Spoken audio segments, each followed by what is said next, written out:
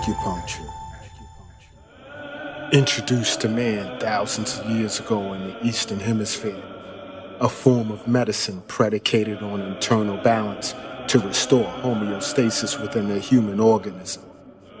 In early times, nature introduced to man the understanding of yin and yang. From this unification of yin and yang came the sounds of the first human heartbeat. As the heart continued to beat, man became more aware of the importance of aligning themselves with nature.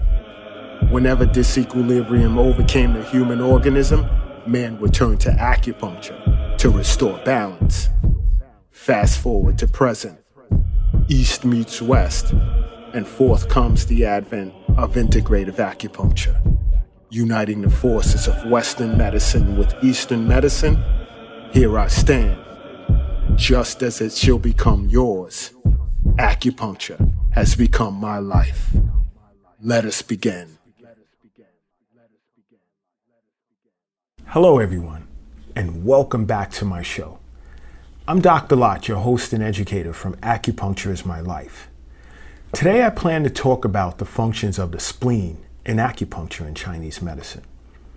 Now, the spleen's main function is to assist the stomach function of digestion by transporting and transforming food essences, absorbing the nourishment from food, and separating the usable from the unusable part of food.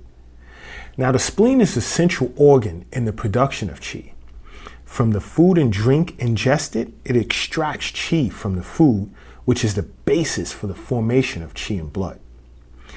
Now, when the spleen extracts qi from food in which we eat, it serves as the basis for the formation of blood, which takes place in the heart.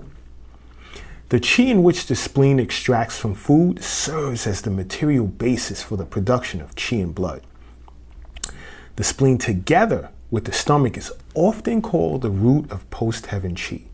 Now, post-heaven qi is considered all qi that is created after birth.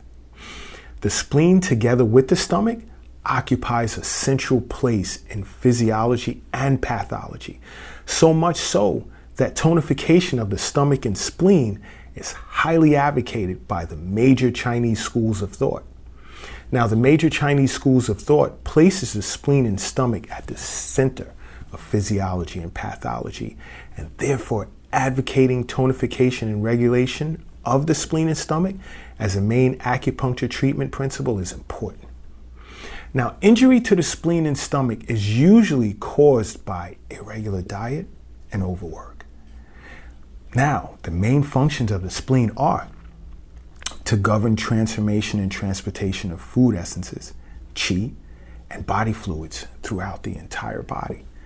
The spleen controls the ascending of qi throughout the body, and the spleen controls the blood within our body. It also controls the muscles and the four limbs as well.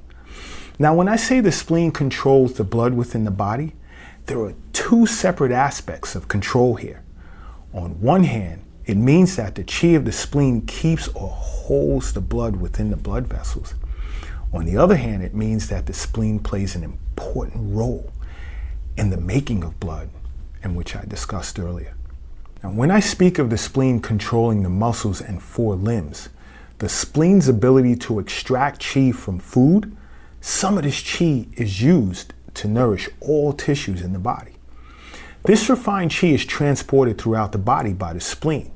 And if the spleen is strong, refined qi from food is directed to the muscles, particularly those of the limbs.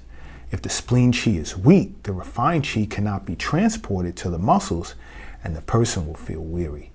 The muscles will be weak, and in severe cases, a person can suffer from atrophy. Now, the state of the spleen in acupuncture and Chinese medicine is one of the most important factors in determining the amount of physical energy a person has. So tiredness is a common complaint, and in these cases, the spleen must always be tonified. Now, interestingly enough, your lips reflect the state of your spleen. In particular, they reflect the blood rather than the qi of the spleen. When spleen qi and spleen blood are healthy, the lips are soft and moist. If spleen blood is deficient, the lips are pale. If spleen yin is deficient, the lips are dry. If the spleen has heat, the lips tend to be red and dry, and the patient may complain of a persistent sweet taste in their mouth. Now, there you have it, the basic functions of the spleen and acupuncture in Chinese medicine. Now, don't forget to subscribe to my channel to learn more about acupuncture and Chinese medicine. Until next time, remember, acupuncture is my life. What's yours? Acupuncture is my life.